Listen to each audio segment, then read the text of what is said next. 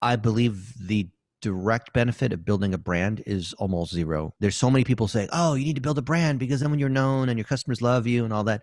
Yeah, it's true that if people know who you are, they're more likely to buy from you and word of mouth and all this, but that is the effect of taking care of your customers.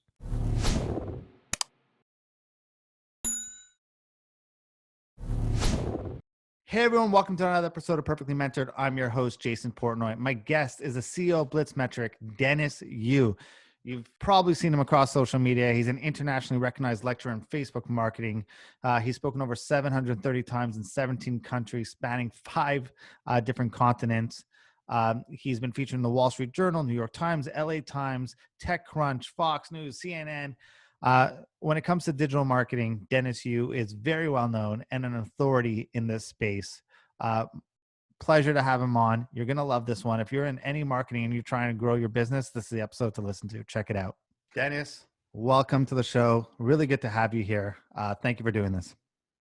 Thank you, Jason. Always cool to hang out. For the listeners who don't know who you are, why don't you give them a little bit about your journey, just some background?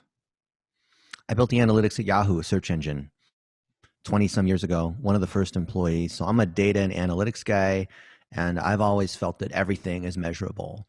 So when it comes to things like PPC or Facebook ads or Clubhouse, like we were talking about earlier, there's a way to measure all of it. And I believe most people, because they don't have measurement, they also don't have clear goals. And thus we spent $1 billion on Facebook ads and with Google ads as well, because we believe that people can achieve their goals if they can measure them. And we serve a lot of small businesses, dentists and doctors and real estate agents and whatnot. And not because we want to be a digital agency. We actually power a number of other agencies, but because we believe that there is a real certification that people can have, like young adults and virtual assistants. Just like we were talking about before, there's a lot of people saying all sorts of things, but they don't have a true program behind it. And in the same way that, you know, when you get on an airplane, there's a pilot, the pilot went to flight school, right? And the doctor went to medical school, and the attorney went and passed the bar and had to become a lawyer, right? But what is that for the digital marketer? I mean, you and I have been to Traffic and Conversion Summit, but there is no real certification. So therefore there's no trust. And I think it's because, ironically, there's a lack of measurement. So we want to bring measurement to the planet that creates certification that ultimately creates hundreds of thousands of jobs. And my life's mission is to create those jobs. I love it. So many directions I could spin off there, and I will go in those directions. I just gotta pick the right path first. So, because you know, we're a numbers driven agency.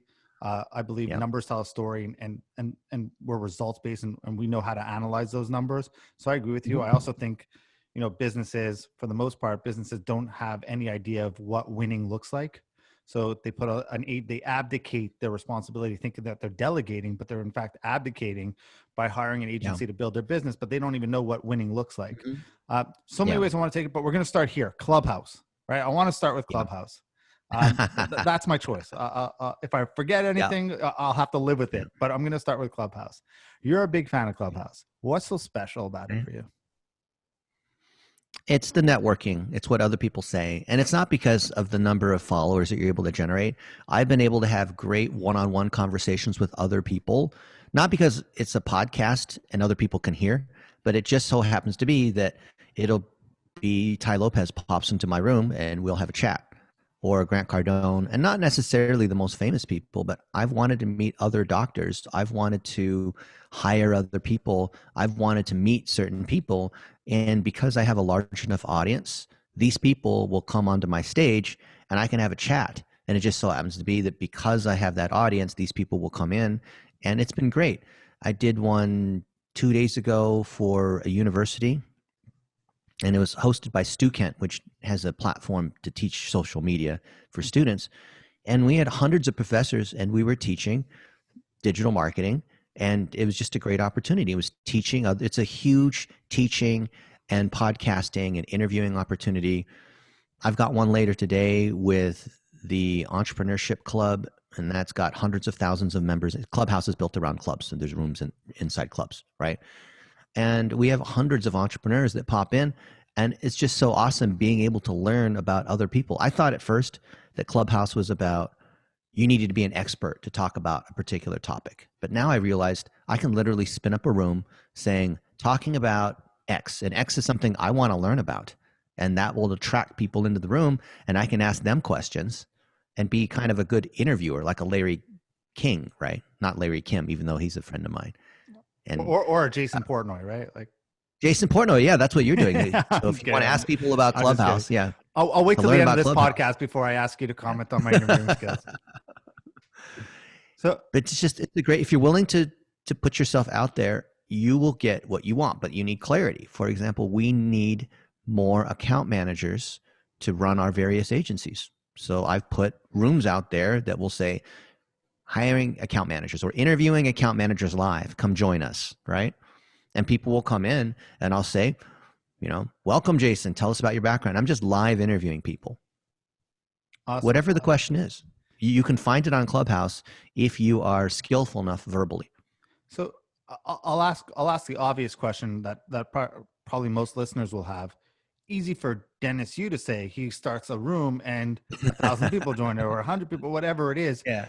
Like, and if you also don't have 24 hours to spend, like there are some people who just sit on stages for like 3 days at a time, just to amass followers. But assuming you don't have that ton of time to put into it, or you don't have that notoriety that you're not lucky you put in the work to get there, that you're blessed to have, how can those people use it, and more importantly, use it to grow their business? Because I think at the end result, everyone who wants to use these platforms eventually has some sort of motivation.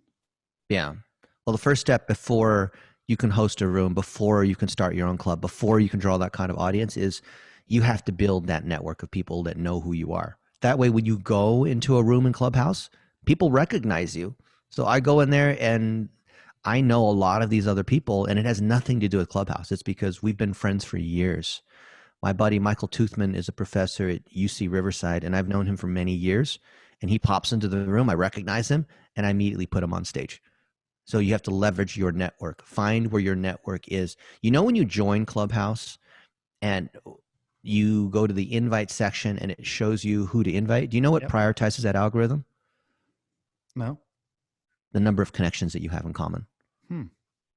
Right? So when I first went into Clubhouse and it gave me a list of all, I think initially you could only invite 3 people. Now it's 6 at a time. Number 1 on the list was Jake Paul. And we had 451 mutual friends that were on Clubhouse because he's so well connected in the world of social media. So I started to invite people that I thought would be good connectors, because then when I go into Clubhouse, the likelihood of me being in a room with someone that I know that could potentially invite me on stage, or where I could start a room where they could potentially come and join my room, is high. So your experience on Clubhouse is really a reflection of how strong your network is. And if you don't have a strong network, Clubhouse is not going to fix that for you. So what are some of the best ways to use it effectively? Right? Like if you're a business right now, start as a listener and look at the different rooms, look at the different people. In fact, I would be more inclined to join by who is speaking, by people that I know are authoritative, by people who have achieved the things that I want. For example, I have a friend Robert Craven, who coaches digital agencies. In fact, the name of his thing is called GYDA, Grow Your Digital Agency. So when he starts a room, I love to be there because we can chat and I can learn. And he actually knows a lot about digital agencies that I don't. He's broken it down by financial models, by how they charge, by churn, by what you pay employees, by everything. He's done that research, and I love following him. So by following him and into the rooms, then I'm going to learn more about what he cares about. I can hear about what he's thinking about. I can see what other people are asking, which are usually the questions that I'm asking. And then I'm just participating first by observing and respecting the protocol. And then second, and this is where people goof it up, you want to ask an intelligent question. When it's time to ask questions, most people, they go on and on saying all sorts of background information, just get right to the point. My question is, how much should I charge if I'm a digital agency? I have 10 chiropractors as clients. I don't know, something like that, real quick, like that, right? And the nature of your question is actually more powerful than whatever you say in these rooms. And I see people go on and on thinking it's an opportunity to take the room hostage and talk on and on. I was in a room 2 days ago, and it was a lady who said that her job was to fight for women that weren't being represented properly and wanted to be in the boardroom, right? And she felt that men were always keeping her down. And I'm not here to talk about, gender issues or discrimination or things like that. We're literally here to talk about how do you tune Facebook ads. And then she came in and I said, lady, I appreciate that is your concern and your whole thing is around trying to, help Black women get into the boardroom. But respectfully, that's not what the topic of this thing is. And then she went on and on. I had to shut her down after about 4 or 5 minutes when she was like trying to say about how important this was to her. And I said, please take no offense, but you are holding this entire room hostage. We have 300 people in here, right? And she took that as, well, you're trying to keep us down. And like, this is not the boardroom. I'm not your enemy. And you'll see that. And when you get into Clubhouse, you see the humanity of people where they have these particular goals and they just really want to speak their thing, no matter where they are. Do you ever have some friends, Jason, all of us, who's listening, where you talk to a friend, no matter what the conversation is, they always turn it back to the Dallas Cowboys, right? Or their Ford Mustang. I mean, whatever it is, the conversation always goes to that. But the key is you should ask a question, but ask a question that's thoughtful. And that's more powerful than anything you could say. Also, just like in school, if you remember back to college days and you're deciding what classes you want to take. And how do you decide? You choose by the professor, not by the subject. So I'll choose a professor who, like Dick Hayen, who is a CEO and chairman of Allstate Insurance. And he was teaching a class on insurance. And I thought, holy crap, what is this guy doing here? I absolutely need to take that class. I don't care anything about insurance. Are you kidding? But he's the CEO of a huge insurance company. I took that class. There are only 15 people in that class. And I got to see him and spend lots of time with him. He became a mentor of mine. And imagine if I took more classes on finance and economics. So I have a degree in finance and a degree in economics. I chose people when I was an undergrad on who was the professor I wanted to follow by how interesting they were and what they knew and their network. And the same is true on Clubhouse. You don't go by the room. You're a lot smarter than me. I chose a professor on who would most likely give me the better mark. That's a way to do it too, right? Yeah. Take underwater basket weaving or some kind of class that you can get an A. Or Microsoft Word 101. Or Microsoft Office, I think, was one of the courses. And I was like, if you finish with anything under an A, you were like, not meant to do anything. But no, I think you're right. I just think in their minds, they feel like, okay, I got 1 minute in front of Dennis. When am I going to get this opportunity again? If I just ask a question and disappear, he'll forget who I am. So I think it's that balance, like, because I totally agree with you. And I've seen this all the time, but it's that balance of like, okay, how do I ask a thoughtful question, but how do I also get Dennis to know who I am? Right. Well, the best way to have someone get interested is ask a question that reflects knowledge, but it's not a flex question, but reflects that you are on topic, that you are solving a particular challenge, that you have a really specific question that's on topic. And when you do that, and you're in my room, I'm going to click on your profile while you're talking, and I'm going to see who you are. I'm going to read your bio. So if you try to read your bio to me in your 1 minute, you've blown that opportunity. It's the same is true in dating, right? People who are trying too hard, or with these influencer marketing people where they're trying to over-represent their success and their lifestyle. I just roll my eyes and I think, you're trying way too hard, right? Be someone cool. Be interesting. Don't try like that, because then I know you're trying to get something, and you can just tell based on the tone. Even though Clubhouse is audio only, you can tell when people are reaching. You can tell when the vibe is just not right. And when the vibe's not right, people poison themselves and people don't want to follow you.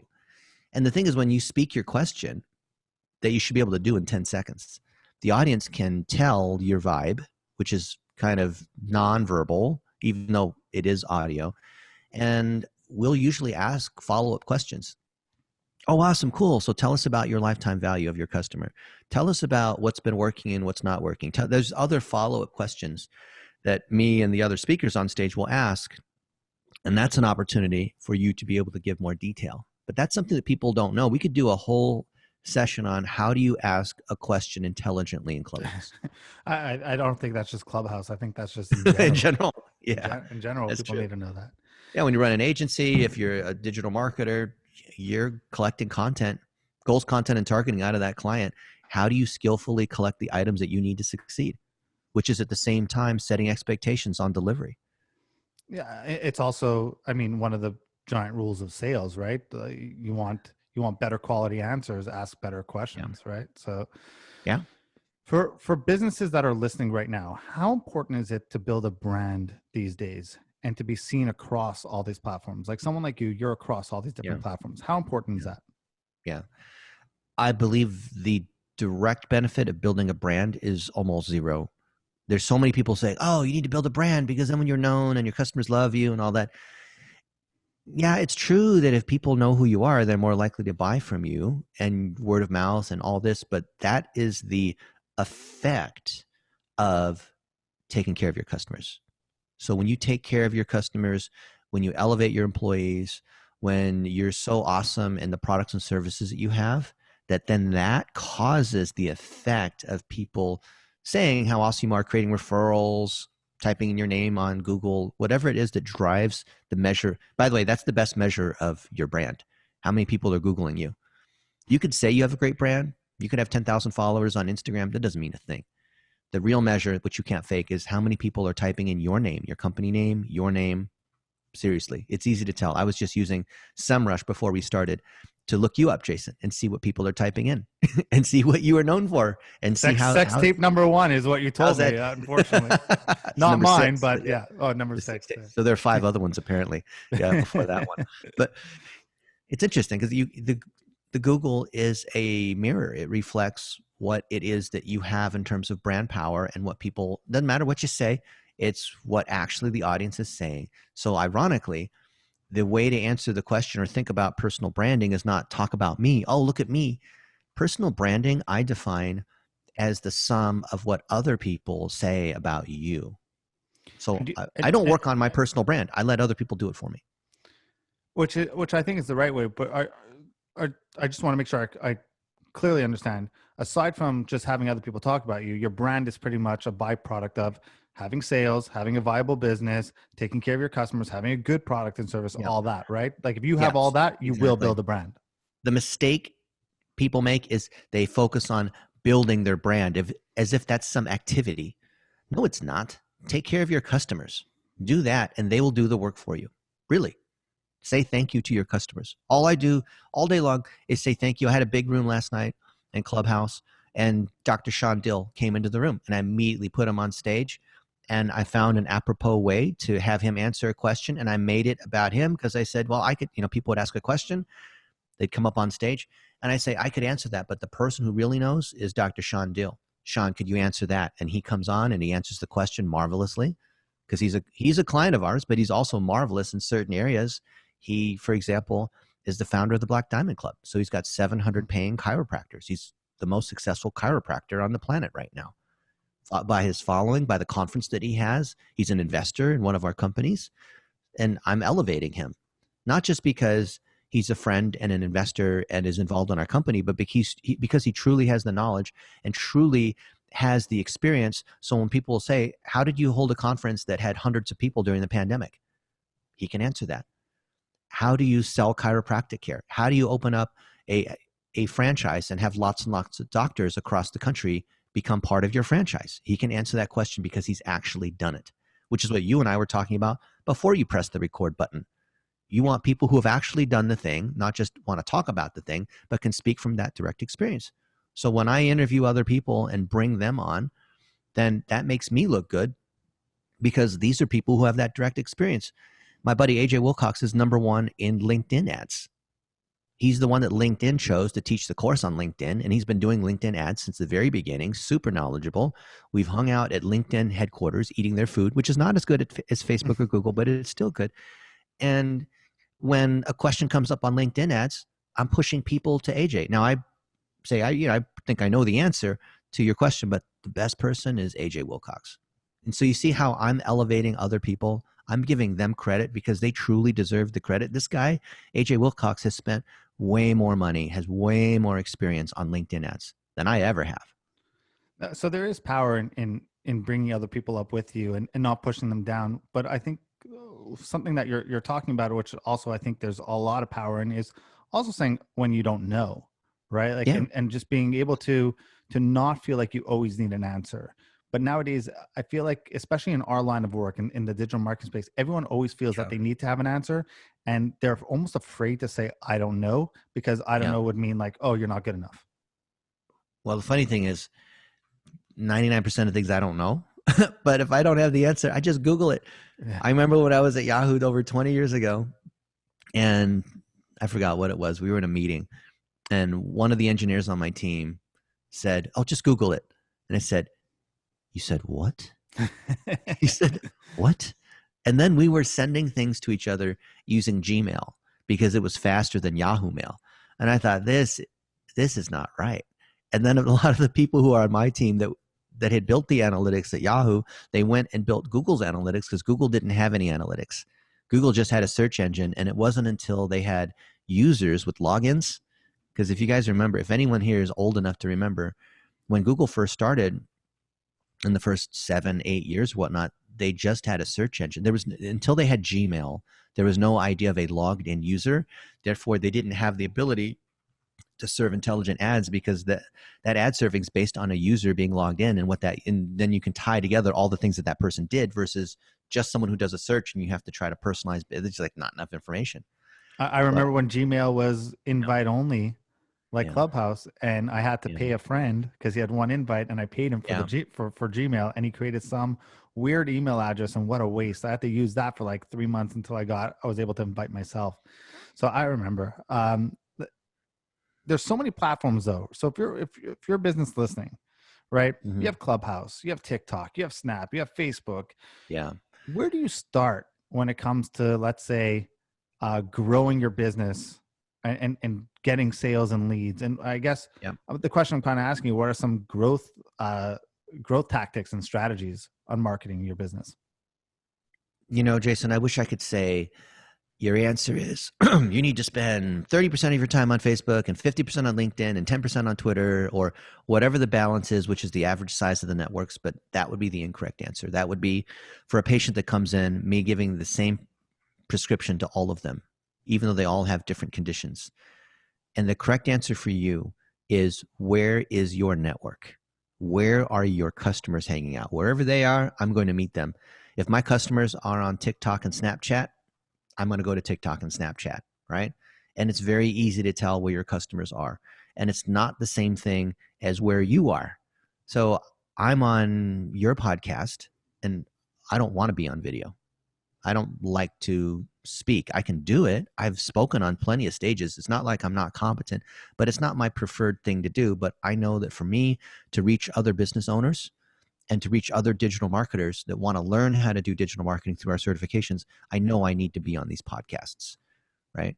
I Here I remember we am did. thinking you were doing it for me, but the selfishness comes out. I'll give you an example.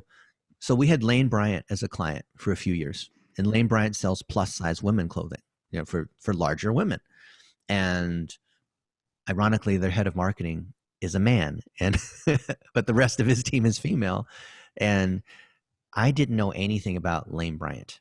I didn't understand, why people would buy bras from Lane Bryant versus at discount stores. So I literally would go into Lane Bryant stores and say, "Excuse me, ma'am, can you explain to me why you buy your bras from Lane Bryant, or why do you shop at Lane Bryant versus these other plus size places?" And you get these large, sassy women that would say, "Let me tell you about my," and they would go on and on about how the bras are tougher and they don't break down. And if you're a larger woman, the issue of the bras, the straps breaking, and like different details about why they like Lane Bryant, because they have sales all the time, and because they're a member, and there's the club, and they're waiting for the big sales, and just on and on. I met these women at the Lane Bryant store. Whenever I would be in another city and I'd see a Lane Bryant, I would immediately want to go in and start having conversations. And I thought that these women would say, "Who's this creepy guy that's coming into the Lane Bryant store talking to plus size women?" But that wasn't what happened at all. And I discovered that the Lane Bryant brand was for women who were confident, and they weren't trying to be models, but they were serious business women. And I thought, that is awesome. They're not trying to be a Victoria's Secret model, but the only way I would have known that is by spending time in those places. And the same thing is true in Clubhouse. You need to meet your customer. Where are they? Go meet them. Go talk to them. If they're on Twitter, who's the one? Let's say that you're serving dentists, for example, and you're an agency serving dentists, doing digital marketing for them. Of course, talk to your customers and clients. People hear that, but they don't do that. So Dr. Glenn Vaughan is a dentist, very successful dentist. He's so successful that he has a group of 32,000 dentists that follow him, where he shares exactly how he grows his practice and hires people at the front desk, and how he buys equipment, and how he sets up his office, and all the things to be a successful dentist. And I've spent time with him. I've actually flown into Denton, which is a suburb of Dallas, to go visit with him. And we've had meals together. I've hosted Clubhouse rooms with him. When he's on Twitter, I'm on Twitter, because I want to be there and learn everything I can from the guy who's the most successful dentist. I offer coaching for free. I did whatever to get closer to this guy because I want to serve dentists with one of our agencies.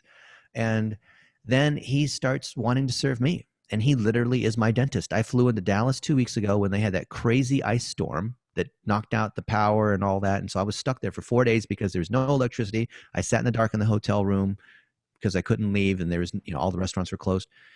But I got to spend time with him, and I got to talk to thousands of dentists. I was on Clubhouse holding my phone, sitting in the dark hallway of the hotel room like this on Clubhouse, hosting a room that had 2,300 people in it that just came in. And I was interviewing Dr. Glenn Vaughan, and all of these dentists now follow me. But you see how it is? I'll do whatever. And he literally was fixing my teeth. I have a decent smile because he's my dentist. And in the room I had yesterday with him, where he came in unprovoked, he said, if you're an entrepreneur and you could be really successful and whatnot, but your teeth are jacked up, people are not going to trust you. He talked about this woman where she was like this, and she didn't want to show her teeth because her teeth were crooked, but then people thought that she had resting bitch face or something, right? And it hurt her. And he said, and that's why it's important, because if you're not taking care of yourself, then people are who's going to take advice from you, right? What kind of life coach or dentist or whatever, fitness coach can you be if your life is not together? What kind of entrepreneur can you be if people look at you, potential customers look at you, I don't care what kind of business person you are, and you're not healthy? That just speaks distrust, right? And I brought him on stage, and he explained that, and I knew he would. And then he said, and that's why I'm Dennis's dentist, because it's my job to help him as an ally, to help him become a better entrepreneur by giving him a great smile, right? Because if I was missing half my teeth, maybe I'm giving you great knowledge here, right, Jason? And other people, maybe that's great on Clubhouse, right? They can't see my teeth, but don't you think that counts? For sure. And I like the way he's spinning it also. Like, it's a great marketing ploy from a dentist standpoint to cater towards entrepreneurs. And he got more clients that fly in because of that. Sure.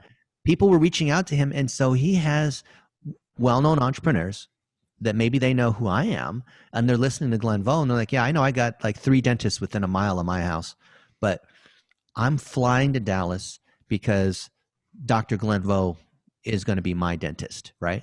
Isn't that neat that he has so many patients that fly in to see him because they're successful entrepreneurs and because they heard he and I talk on Clubhouse or a podcast or someplace like that? And isn't that the ultimate goal for every business owner, to have clients like banging down the doors to come to them, versus you constantly going to them?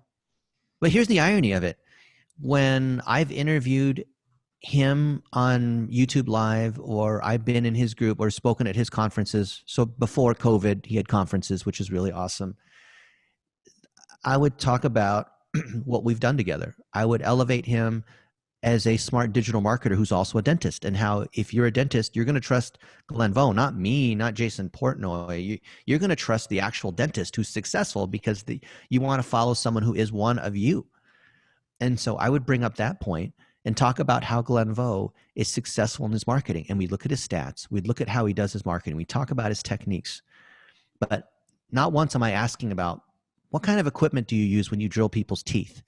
Or when you're doing a root canal, how exactly do you do that? Or I remember going into his office, and he has these machines. He has these new 3D X-ray machines. It's like the latest technology, and the thing spins all the way around you and takes a 3D body scan, super fancy stuff. But I never once was saying, Dr. Glenn Vaughan is a really good dentist. Let me tell you why. I have him as my dentist, and he's got, I never once gave him a testimonial as a dentist. Yet, by interviewing him as a person about the 2 books that he has, about his children, about how he's a strong member of his church, about his interesting, eccentric sorts of things, like he really likes Buc-ee's, which is the world's largest gas station. And he's told me some stories about the founder and about how he likes to go there, and the Kolashki donut, Polish donut things, pastries, like just things like that. By telling stories like that and interviewing him as a person, but never talking about how he's a great dentist or giving a testimonial about how Glenn Vaughan's my dentist, that has driven him more clients. Think about that. Think about and this is not just for dentists, this is for anyone who's an entrepreneur or a business owner. You will get more clients because of the conversations and the vibe that you have with other people, where people get to know who you are, and then they're interested, and then they want to then hire you for digital marketing. They want to buy your products and services. Seriously. People that hire us for digital marketing, they don't know whether they don't have the technical capability to interview whether we know how to optimize for Google Quality Score. They don't. So when you go to a hospital, God forbid that you have to go to a hospital for some kind of, surgery or something like that. Let's say you need heart surgery or something. Are you able to interview that heart surgeon and tell whether they're a good heart surgeon? How would you tell? It's vibe and trust. That's how it is. My friend, Dr. David Verbally, is one of the top cosmetic surgeons in the United States. He operates out of Denver, and he is the one who teaches the other cosmetic surgeons how to do it, right? He's the guy, right? And he gets patients that come in, and the thing that patients say, because he'll ask, so what brought you in? And they'll say, it was because of the free lip gloss, because I saw your ad on Facebook that said, oh yeah, come in for a consultation, and we can make you look better. And so he does boob jobs, and he sucks fat out of people's butts, and does all sorts, facelifts and Botox and all those kinds of things to make these women look younger and more attractive. And they come in, and some of these are real surgeries. Liposuction's real surgery. You literally can die because, you have to put people under, and there's a chance of, it's like an actual surgery, okay? Yet people will come in and make decisions about potentially life-threatening procedures over a free lip gloss, over the fact that he's friends with some celebrities that are his clients. Well, it's because of his manner. It's vibe, and it's authority, it's trust. There's a lot of things that happen in that case. And that's the personal brand. That's what we were talking about. So you ruin the vibe if you come in and you sell too hard, or you sell it all, in fact, and you try to over-represent yourself. People can tell when you're reaching. So personal branding is putting yourself in situations where other people can talk about you, which is what we do in Clubhouse. So when I'm in Clubhouse, I try to be in the right rooms, not the biggest rooms, but the right rooms with other people who I really like. So I spend a lot of time with Dr. Dave Tuhill and Dr. Anise, who are both doctors, and we love talking about marketing. And we bring up people on stage who ask questions about marketing, and I love answering those questions, and I love hanging out with my good friends. And it's a great opportunity because we're not even selling anything. Not once in those Clubhouse rooms am I talking about the packages and services that we offer across the different agencies that we power. We don't need to. I want to switch the conversation to something you started in the beginning about being able to measure things. Elephant in the room, Facebook ads, and I guess all platforms eventually getting harder to track and be that precise on day to day. And I actually think we've been spoiled over the last few years, right? I remember marketing when we didn't have these capabilities. We've been spoiled over the last few years of being able to get data on demand. So what do you think's in store for all these platforms and for marketing as a whole? Well, there's going to be less data because of iOS 14, of course, and next year Google's killing third-party cookies on Chrome. And in general, because of GDPR, there's been an increasing amount of decline in the data that we get access to. So all this targeting, which is what made Facebook so interesting, is pretty much going away. And we couldn't do a lot of that targeting because of discrimination laws around age and income and race and ethnicity. And so that applies to real estate, to jobs, to a number of these other categories. So we always knew that those were going to go away, that eventually the government was going to catch up. The government's slow, but the government always wins. The government's the tortoise. You can make fun of it about how slow it is, but the government always wins eventually. So Facebook, I predict this year or next year, is going to get their comeuppance. And as smart and rich as Mark Zuckerberg is, he cannot evade the law. He cannot evade the government, and he will get his ass handed to him because Instagram and WhatsApp will be divested. Just like Ma Bell, just like the airline industry with deregulation, those will get broken up. Google was looking at the same thing, but I think they already started it with what they're doing with Alphabet and by changing who their different leaders are, which they knew. Uber did the same thing, kicking out Travis Kalanick and putting in a more corporate person who would play nice with the government, right? So what does this mean for us in measurement? It means we've got to get our digital plumbing in place. Digital plumbing is our Google Tag Manager as a container, a universal pixel that then controls all the other pixels. The Google Pixel, the Facebook Pixel, Twitter, LinkedIn, Snapchat, TikTok, all ad networks, all networks in general have a pixel so that we can track. And then we need to get the other part of digital plumbing, which is things like collecting email addresses and matching them up, having UTM parameters so we can track with link URLs, the parameters inside the URLs on where that traffic's coming from. We need to have site-wide SSL so that we don't lose a lot of traffic and have it show up as direct none. There's a lot of things that we need to do to get our tracking together. We need to verify our Facebook Business Manager. We need to make sure that we have the conversion API for both Google and Facebook so we can pass back conversion server side instead of relying upon the pixel to do it. All of these things are core measurement things that we've known for years. And most people, because the cost of traffic on Facebook and Google and these other channels has been so low, that they could be kind of lazy.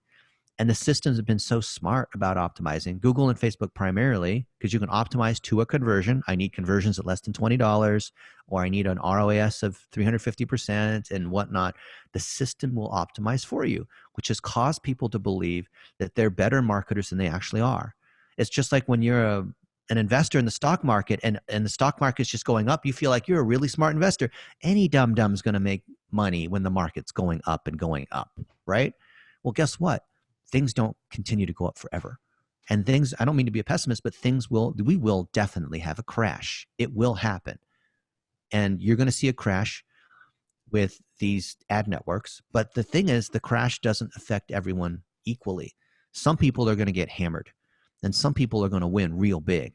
So in the last year, the companies that have won the most have been the big tech companies because they were best positioned for COVID and all this kinds of stuff. So when there's going to be a crash in digital in the next year, who's going to be the one that's best prepared? Whoever has the most data, whoever has the best tracking, whoever can afford to spend the most on their advertising. Just like Bezos said, your margin, Jeff Bezos, the founder of Amazon, your margin is my opportunity. Ultimately, whoever wins is whoever can pay the most for that customer, meaning you've got the tracking in place and your conversion's so high, you can afford to pay more for your customer. And that's where we're going to be. The cost of advertising is only going up every year. The last 30 years, the cost of ads have gone up. People are complaining. The average CPMs on Facebook are $10. The average cost per click on Google has gone up 6 or 7% every single year. Guess what? It's going to keep going up. Right now, Snapchat's about $1.50 and TikTok is about $6. So the cost of the traffic is way cheaper on these emerging networks. But I guarantee you in 4 or 5 years, the cost of Snapchat traffic is going to be up at $10. And you're going to say, dang it, I wish I was there in the early days of Snapchat when I could get traffic for, cost per swipe up at less than a dime. And now I'm paying $1. Man, I really wish I put money in there when it was so much cheaper. And it's funny because like so many people think that traffic is the biggest issue, right? Let's look at e-com, for example, right? Conversion every time. Yeah. Most people don't even have can't even optimize the traffic that's coming in. right? It's like a leaky bucket, trying to fill the leaky bucket by just spraying more with a fire Yeah. hose Yeah. in order to fix up the patches. So I think you're Yeah. 100% right in terms of like there's so much within your control that you're trying to fight the outside external Yeah. factors, but you're not fighting the little fights that you could easily Yeah. win inside your own house. E-com, we see people have great shopping carts, but they don't realize the website really needs to be more like a magazine where you're teaching people and you're helping people understand your brand and you're featuring your customers instead of just a place where people can use Shopify to purchase the product. And as long as they have that misunderstanding, their advertising is going to be limited because they are not understanding that the site and all the other properties, the social networks, whatever, that tie to the site, that tie to their brand, have to tell the story. They have to tell their founder's story, like a Kickstarter thing. They have to tell the stories of their customers. They have to go into some behind the scenes about how their products are made. They have to do all this kind of stuff, and it's not just let's have more pictures in on the product detail page. That's not what it is. And it's they can get mad at Facebook for ads being disapproved. They can get mad at things related to Google Shopping and how sometimes there's problems with their dynamic ads or the catalog. That's not what it is. Ultimately, when you ever have a lady come up to you and say, "Hey, do these jeans make my butt look fat?" It's not the jeans. It's your butt that makes your butt look fat. And so when we audit people's stores and we audit their ad campaigns and they get mad at Facebook or Google, I look at them and I say, you want the truth? Your creative sucks. Your strategy isn't on point. It has nothing to do with, I've gone through 3 agencies to run my ads before and every one of them couldn't deliver results. Can you deliver results? Back to your dating reference. It's going to be just like, your previous, you're going to get the same result. Yeah, back to your dating reference, like the woman who goes on dates with like a bunch of guys and is like, and never works out. And she's like, it's the guys. It's all the guys. It's always the guys. Maybe if it was like 2, but if you're going on like 4,000 dates and none of them are interested in you, maybe it's you. Maybe it's you. Yeah. Maybe it's you. So it's not the golf clubs. It's your swing, bro. So funny story. I remember when I first started playing golf, I had this Nike golf club that I bought, and I'm at the driving range, and I can't figure out how to hit this, and it's like, I'm like, this club is awful. And my friend's a scratch golfer, comes by, picks up the club, and swings one swing, no practice swing, just and like, like 300 yards straight down middle of the fairway, and he hands it back to me. He goes, man, it's you. And I'm like, huh. I'm like, all right, fair enough. Yeah. One of the things that you touched upon here is over the past like few years, we've had a surge in agency startups, and something you and I were talking about offline, because it's cool. And like you started with this podcast so eloquently, there's no barrier of entry, right? It's zero. So I've spent a lot of my own money before I ever took a cent from a client. I fell into this role as an agency. I didn't start it because it's all the rage and something I could do. That being said, with all the changes that we talked about coming, and from a traffic perspective and advertising perspective, do you think we're going to see a lot of these so-called agencies who are just really good at pushing buttons and don't really understand marketing fall off? And then the flip side to that question is, once you answer that, is what do you think the role of marketing agencies then become? That's a good question. Agencies are dead, pretty much, because you have the equivalent of if you're a client of mine and you're listening to this, I love you and we're not going anywhere. But let me explain why. I'm saying that just to shock people a little bit. Yeah. Think of it as there's now a microwave oven. And my favorite thing is at Costco are these chicken noodle bowls. They're just fantastic. My friends come over and they all want these chicken noodle bowls that we get at Costco. We put them in the microwave for 4 minutes. And do you think that I'm an expert microwave oven button presser? Do you think, Jason, let's say you go to class on how to use a microwave oven, do you think that you can cook that chicken noodle bowl more pro than I can, or I can do it better than you, even if I have a degree in using the microwave oven? Really, what's the key in delivering a good meal? Because these chicken noodle bowls are delicious. They must put crack in them or something, right? Seriously, I have friends come from all over and they come to my house and they want to eat this chicken noodle bowl. You know what it is that what matters is the ingredients that you put into the microwave and then you press the button. And that's how it is with advertising platforms. You just put it in the microwave and you press 4, or you press add 30 seconds, or you press whatever it is. And it's the same as true with being a DJ. The DJ, you just have to press play. Can I press play? I can press play just like anyone else can press play. So then what is the value if we know that the system has optimized all that for us? It's that we have to help produce, procure, and edit those content items that we stick inside the microwave. It is always a strategy issue. So the reason why you'd work with Jason is because he can get your strategy right. And what do we mean by strategy? Most people can't answer that question. They don't know what strategy is. They like the idea of strategy. Oh, it sounds good. I need a strategy. But what's that? Strategy are the individual building blocks of goals, content, and targeting. Goals, content, and targeting. What is the ROAS that I need to hit given a certain sales volume? What's the content I need to have at different stages in the funnel that I know is working that I can continue to improve upon? Targeting. Do I understand exactly who that customer is? And can I break it down into their interests, into lookalikes, into custom audiences, into collecting email addresses, all different ways of drawing circles around audiences. So goals, content, and targeting. The preparation and procurement of that is where 95% or 99% of the effort and power and value are in being an agency. Then when you stick it inside the machine, when you load it inside Facebook into campaigns and ad sets and custom audiences and bidding and budgeting and headlines and copy, that's pressing play on the microwave, pressing start on the microwave. And most agencies are erroneously believing that, oh, we're really good at Facebook ads. We really understand how the system works with campaigns and campaign budget optimization, and how we do these nested lookalike audiences or whatever it is that they're talking about, how they think they're so sophisticated. And they can BS the clients because the clients are like, okay, I guess that sounds like you must be really technically sophisticated. Yeah, I'm in there. I have 239 campaigns and it's so sophisticated. And you log in, you see 1,000 ad sets and 239 campaigns. You're like, oh my goodness, it's going to take an expert to constantly be watching this. The people that we see that are most successful in Facebook and Google ads, they have just a couple campaigns with a few ads in them. But those few ads have great creative. And those are winners. So they continue to put more and more and more money on. And they're very thoughtful about how they collect that content and edit it. And the people that suck and who are amateurs in advertising, I look inside their campaigns. They've got hundreds of campaigns.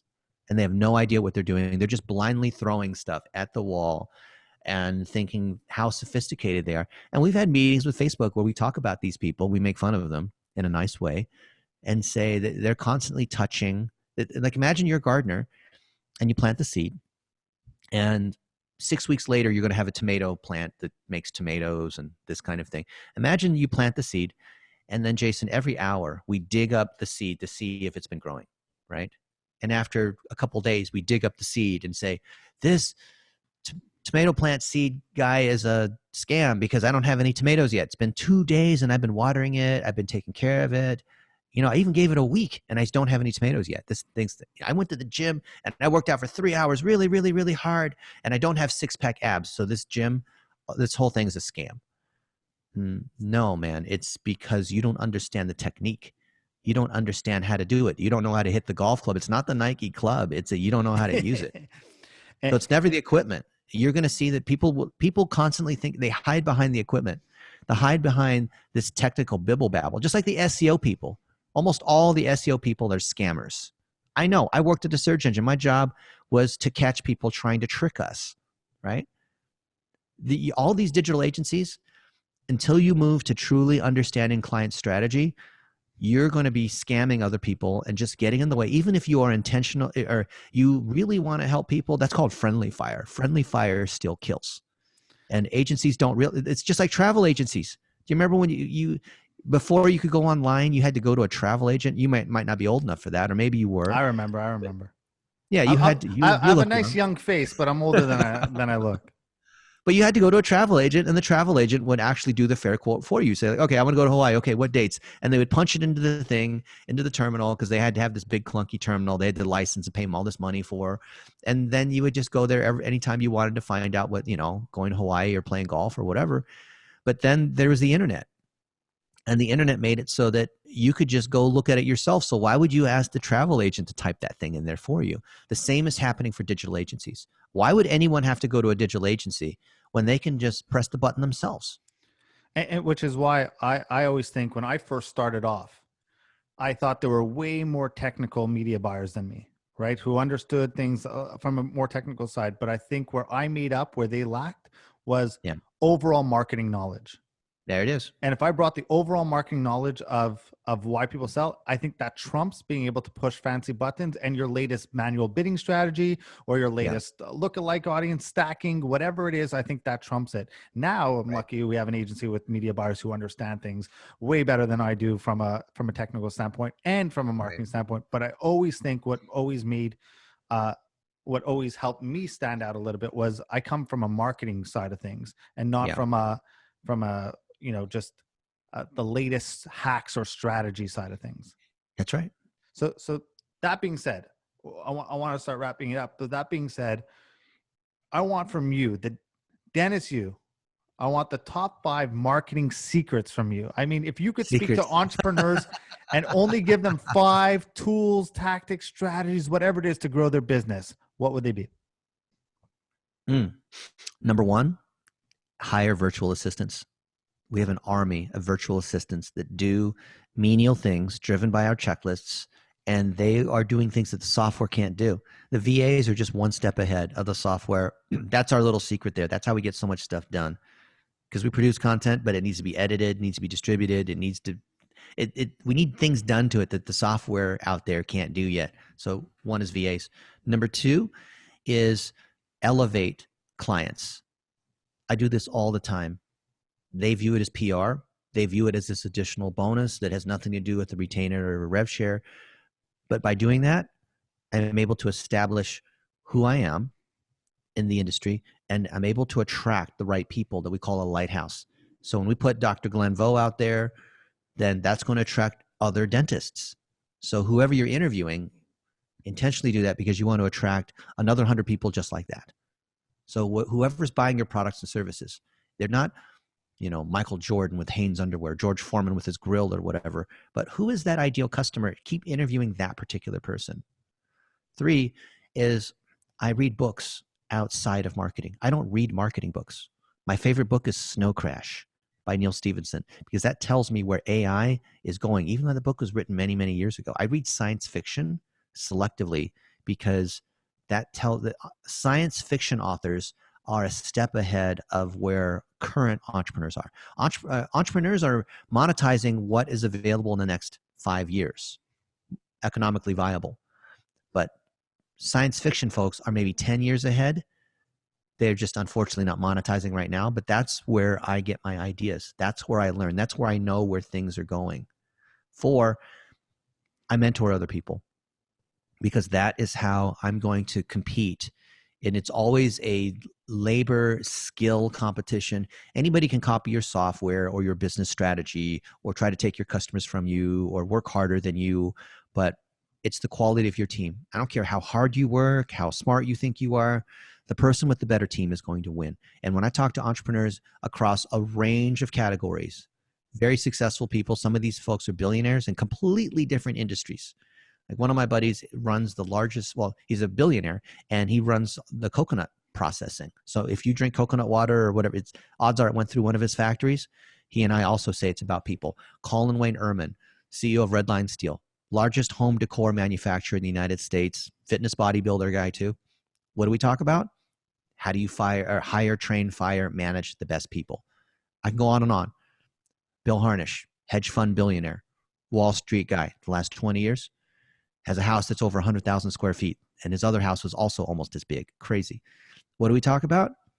Hiring, firing, training, whatnot, mentoring the right people. It's always about your people, right?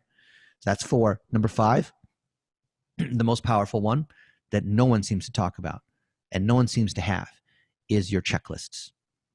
We have checklists that govern how we operate everything. And we don't do anything unless it has a checklist. And whatever we do has to, like everything we do has a checklist, and whatever is in our checklist is what we do. And if you believe that's the case, that you want repeatable excellence, or anything that you do over and over again is you know it's going to be done right. So you can delegate it to other people. You need a checklist to delegate to someone else. Otherwise, you're one-on-one training people. Good luck with that, right?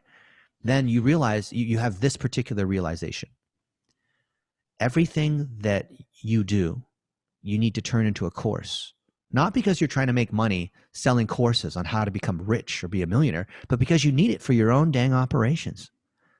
And everything that's a course is also something that you have to do and put into practice. Why? Because things change all the time. And you need people constantly going through your course to keep it up to date and testing it and finding where the bugs are and finding where there's difficulty. You could, ta-da, all of a sudden have this great course on how to do whatever it is that you do, right? But unless you run people through it, you don't have the market test of reality. So everything that's a course is also a package, meaning you execute it. Everything that's a package is also a course. When those two are in alignment, you have a well-functioning business that doesn't require you to be there at every step of the way. Man, I love that, and totally caught me off guard because I wasn't expecting those type of answers. I was expecting just marketing secrets, but those are the fundamentals to build a business. Last question, the most overused word or statement in marketing. Influencer. What the heck does that mean? You're an influencer? What does that mean, that people need to listen to you? That's self-proclaiming, chest-beating, sycophantic, look at me kind of nonsense. That kind of ties with personal branding, which I would put at number 2. The number 1 job that young adults list that they want to be, it could be a policeman or an astronaut or president of the United States. You know what the number 1 job is? Influencer. Influencer. What the heck is that? And I'm tired of businesses that are wanting to hire influencers. I despise influencer marketing agencies that claim that they can help you find influencers and help old people like me get in touch with social media because they understand, how 20-year-olds behave. Nonsense. I'm old-fashioned. I care about profit. And it's funny you said that because I was just dealing with a client who wanted to hire an influencer to come run their marketing department. And I said, well, look, I'll be honest with you. Every time I've seen an influencer come in and take a role to help a brand build, it's one thing if you're a really attractive woman and you know how to take really good pictures of yourself, and that's how you grow a following, and you get there and you get some swimsuit contracts or you get some whatever it is. But it's a very different when you have to try to build a brand and put a voice behind a brand. Yeah. It's not the same. Instead of an influencer, find who your best customers are, who already love you because of the product, not because they're a prostitute being paid to do it. Best customer is the one who can speak more authoritatively. And do whatever you can to take care of your customers and interview them, and they become influencers, and they're believable influencers. So some woman who can take great pictures of herself, I wouldn't hire her to teach our course on how to do Facebook ads because she couldn't answer the detailed kinds of questions and she'd be immediately exposed as a hoax. Yep. Got it. My answer, just so you know, was authentic. I just think the word authentic gets thrown around so much that no one even knows what it means because no one's truly authentic on social media. And what's the thing about influencers is they're not authentic. The very fact that it's look at me, it's the same thing. They're two sides of the same coin. Yep. And it doesn't mean anything to say authentic anyway or provide value. What the heck does that mean? But like imagine you go on a date and you're like, by the way, I just want to let you know I'm authentic. You are? Oh man, I was hoping you were. Yeah. I'm so happy you had to tell me that you're a genuine good person and not show me that you're a genuine good person. Oh. So Jason, you and I, we went on a date. I just wanted to make sure that I provided value for you. The night's not over yet. Okay. That was great content, wasn't it? Yeah. It was great. Dennis, thank you so much for doing this. I really, really appreciate you doing this. For the people who want to reach out to you, want to learn more about you, how can they find you? Follow me on LinkedIn. Look me up. I'm happy to connect. Perfect. I'd love to see how you guys apply this kind of stuff. And if you want to do your TikTok or Snapchat ads, we have a coupon because Snapchat and TikTok reached out to us. So you get $150 of free money if you sign up with us. So go on LinkedIn and message Dennis and be like, how do I get my free $150? Yeah, why not? Let that be a start. Yeah, none lose. It's their money. Be a start of your relationship. Dennis, That's thank you so much for doing this. Thank you, Jason.